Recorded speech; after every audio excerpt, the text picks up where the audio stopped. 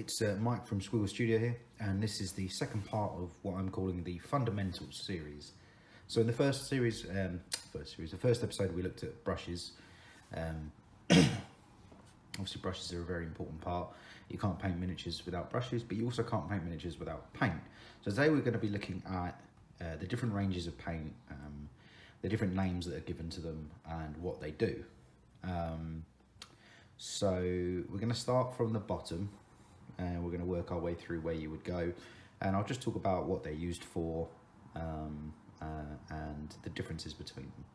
So there's a lot of terms in regards to paint: primer, base, layer, wash, glaze, ink, mediums, etc.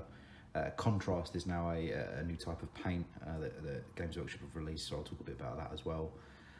So I've just got to try and break down each bit and try and help those that are just starting miniature paint understand a bit more when they hear these terms.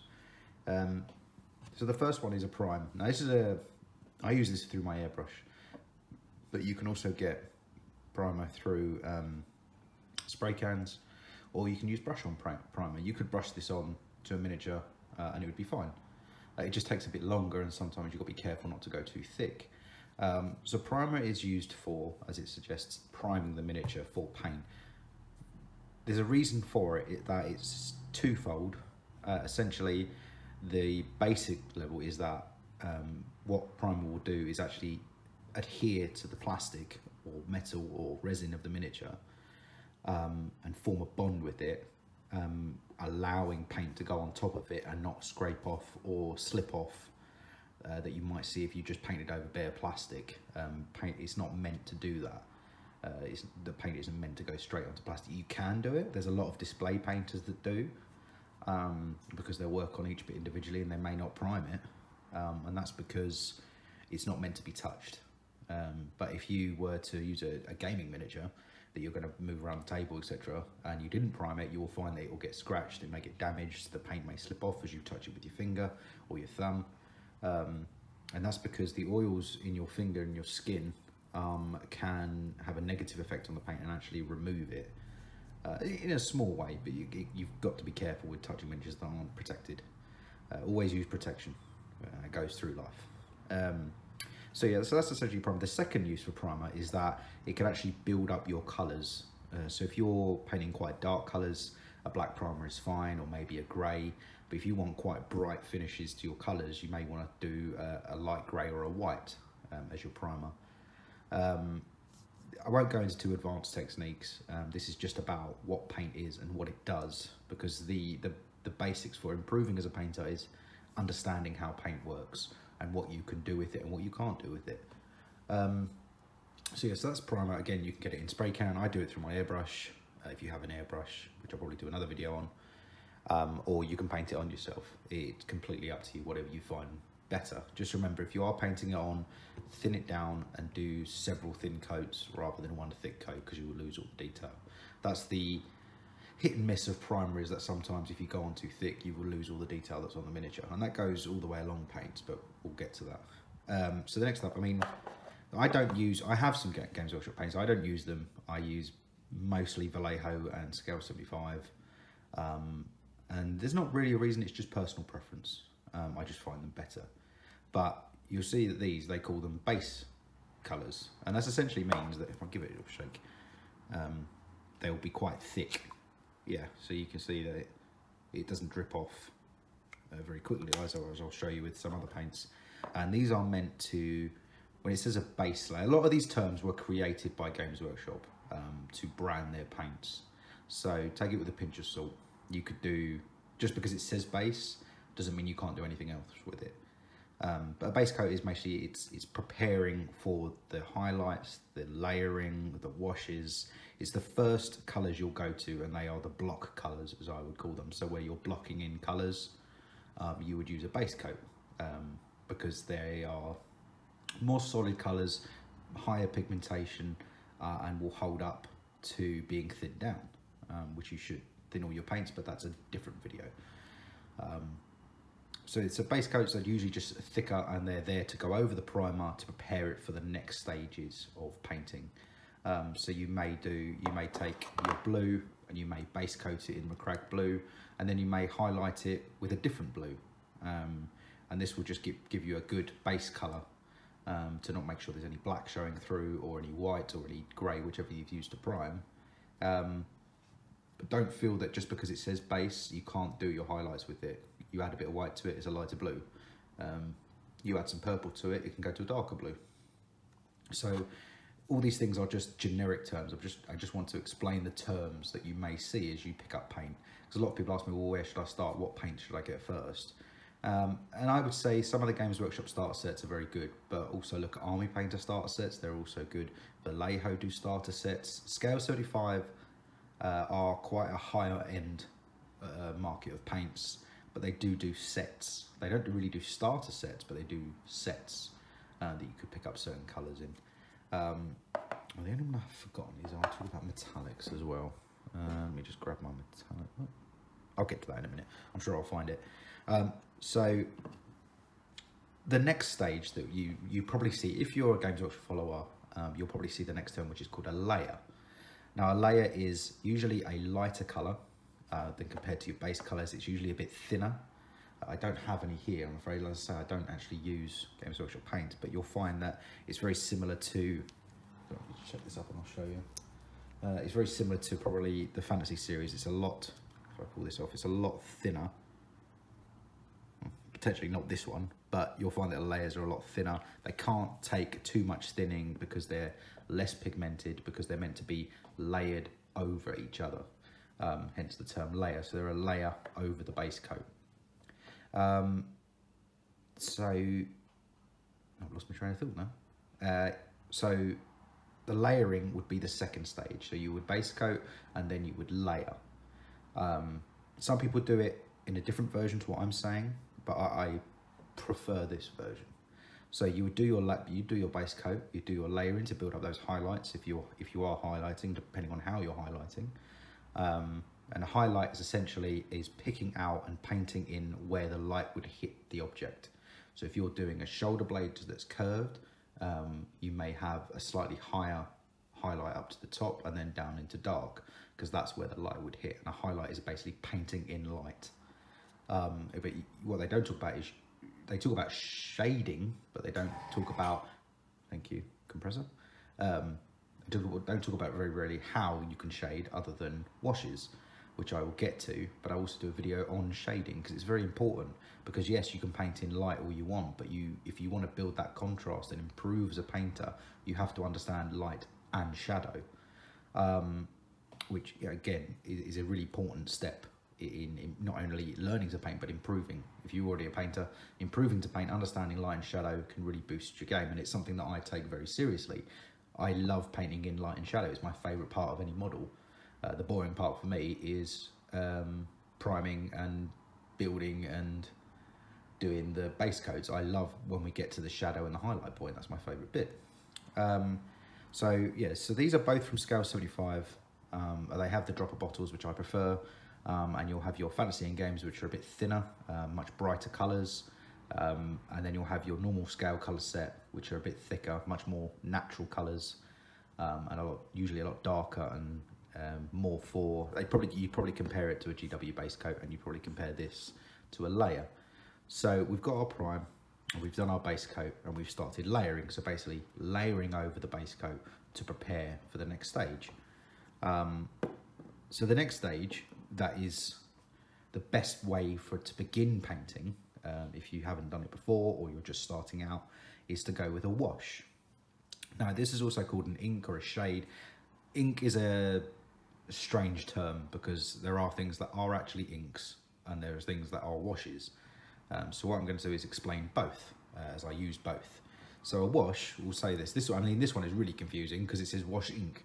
Now essentially it is a wash, and a wash is a very, very thin down paint that its goal is to be painted over the miniature and to seep into the recesses to bring back the shadow and bring back the detail that you may have lost through base coating. If you're painting all one colour, you may find that it looks very flat. washes are meant to go into the recesses and bring back that depth. So I use a mixture of Vallejo, no, I don't use Vallejo, what am I talking about? Scale 75 and Green Stuff World. I like Green Stuff World washes. They're very, very good, very good price as well. But Games Workshop also have their own have their own shading and washes that you can buy, and they are just as good. I just don't use them. I just don't use them. That's just personal preference. So what you would, I won't go through techniques of using them, as that will be a different video. This is just a breakdown of the different paints that are out there. The washes are very, very useful for beginner painters, because you may find that you've laid it up and you've done your base coats and you want to highlight, but you've lost all that detail due to the flatness of the colour. You can thin down washes, but if you're just starting out, I wouldn't worry. Just make sure that it's not pooling. So you would apply it to whatever section of the miniature you're doing, or the whole miniature, and just make sure it's not pooling, which is where it will clump in little places and almost fill up the recess and then overflow, and it will leave a stain if you're not careful. So again, I'm not going to try not to go too much into technique, just explain what they are. So an ink, if we're getting onto that subject, is a thicker wash. And what it's meant to do is for it to improve saturation of colour, to make them brighter or darker. It can be used as a wash as well if you thin it down, but they are very strong. Inks are much stronger than washes. So if you wash the whole miniature in an ink, it would very drastically change how the miniature looks. Washes, you will get away with, it may tone down the colour, but it will bring back the detail and it won't change the overall look too much. If you be careful when buying washes and make sure it's not an ink. I've made that mistake before. As you will see, when you apply it, it's completely different to how a wash works. Which brings me into the next part of a glaze. So if you imagine that you've got two colours, two sections of colour that are, say, a blue and a light blue. So they're sitting next to each other like this. A glaze is, again, it's a thin down paint, slightly different to an ink, and its goal is to combine the blend over each other and actually make the blend work. So if you put them together and then you would glaze over the top, it will slightly, after 2 or 3 layers of very thin glazes, it will start to converge and create a blend and a transition. That was the overall goal of glazes, but they can also be used for toning. So if you've got silver, you could use a blue glaze to give it a almost blue metallic tint. So yeah, a glaze is essentially in between a wash and an ink, and it's not meant for picking out recesses as a wash is, and it's not meant for saturation like an ink. It is meant for when you glaze a miniature, you are bringing the colours together so they don't look separate. You're blending them together. And that's essentially what they're used for. It's quite an advanced technique, so I wouldn't worry about it yet, but you may hear the term glaze when you're reading tutorials, and that's essentially what they mean. The other ones that are out there are airbrush paints. I have an airbrush. I use my airbrush every day, and some companies like Vallejo do pre-thinned paints. You can use these with a brush, it won't make any difference, but they are very thin, so be careful. You may be a bit surprised how much shows through when you use a thinned down paint, a pre-thinned. If they're already mixed with thinner, a little bit of what's called like a flow improver or a retardant to stop it drying. But I mean, it's essentially that they're your paints, and so we're looking at primer, painting, washes. You may go back to the painting to touch up any bits and to highlight again, but essentially that is what I would do. If you're beginner miniature, prime, paint, wash. Don't worry about your severe highlights, your zenithal highlight. Don't ignore all that. If you are starting out, just prime, always prime, paint and wash, and you will see how that changes. You will see what the wash will do to it. Make sure you pick the right wash. So say if you're doing an all blue army, or the armor is all blue, you will want a blue or a purple wash. Why? Because blue and purple, you'll find that the purple will make it much darker as it goes into the recesses, and blue and purple work together. Like if you look at the colour wheel, they will work together. You may also use a green or anything, but that's going into colour theory, so we're not going to go too far into that. Oh, sorry, I'm running on to 15 minutes. I was trying to keep these short. So I forgot what I was saying. Yeah, so, but you'll see that when you use a blue wash or anything, it will go into the recesses and it will bring back all that lovely detail that the miniature has. So talking about a couple of other paints is Citadel contrast colours. I don't use contrast. I have them. I very rarely use them. I might use a yellow to help build up the saturation of when I've painted yellow. But essentially these come from an old technique where you would prime the miniature white and use just washes to paint. It's quite a good technique. You can get some very good results. It's just not my style. And what these are is essentially like thicker washes. And you would prime them in a specific colour, a white or a bone, or even a metallic, and you would apply these straight over that, and you will find that they not only go into the recesses, but they're also self-highlighting. And that's a weird term, I know, but what it will do is it will as it comes down, it will darken, and it will leave us a lighter tint on top. So they're almost self-highlighting. And these are for speed painting. That's essentially what they were built for. They were built for maybe guys that just wanted to produce armies very quickly, or guys and girls that were just starting out in painting to get used to the idea and get miniatures on the table. I've seen some professionals use them immaculately, but you're talking not only contrast, you're mixing them with other paints as well. It's adding these to your arsenal. I don't use them, but if you are a beginner painter, maybe pick up a couple and just see how they work for you. They won't work for everyone. But it's definitely worth trying out if you're starting out. And then you come on to mediums. Now this is just a glazed medium, but I will explain what the term medium basically means. It's not someone who speaks to ghosts in this term. A medium is used, it can be used as a paint retardant to stop it from drying, which is useful for blending. It can be used, as this one is, for glazes, so to take normal paints and thin them down, and it will not only thin them, but it will also stop them from drying. So when you're applying the glaze, it won't dry as you apply it, or dry on your palette. It will keep it nice and wet, and the reason for that is so that you can apply multiple glazes of the same tone without having to rebuild it again. Don't worry about buying any of these yet. If you were going to, one of the best mediums out there is Games Workshop's Lamian medium. It's very good at thinning paints, very good at creating your own washes. So if you are just going to pick up a supply of paints, I would suggest getting one and just see the difference it makes when you thin your paint with water and the medium, and just see what it does. Another good product for medium, which I've actually run out of, is Instapaint Water Plus, which is, again, it's another medium released by them, by Instar Paint, which is a UK company, a really good company in fact.